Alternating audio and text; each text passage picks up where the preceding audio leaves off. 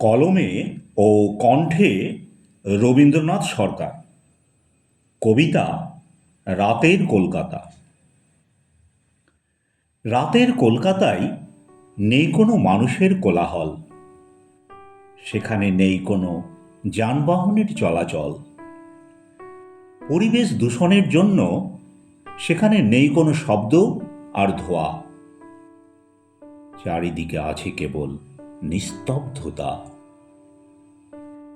দেখা যায় কিছু টহলরত পুলিশের গাড়ি, আর রাস্তার ধারে দেখা যায় দাঁড়িয়ে থাকা পাবলিকের গাড়ির সারি।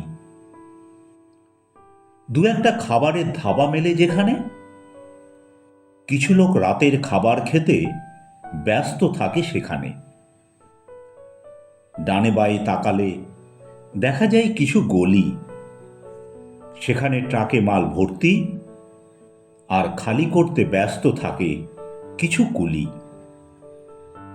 কিছু মাতাল বেসুরে গান গেয়ে ফিরে যায় তাদের বাড়ি।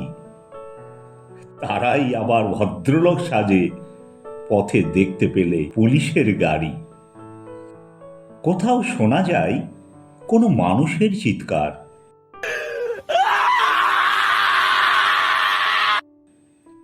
পুলিশ গিয়ে দেখে সেখানে পাগলের হুংকার।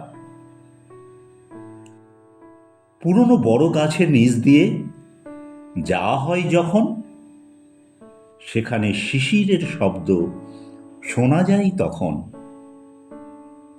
রাজভবনের পাশের রাস্তা দিয়ে গেলে দেখা যায় বড় বড় পুরনো গাছ। মাঝে মাঝে শোনা যায় সেখানে পেঁচার ডাক।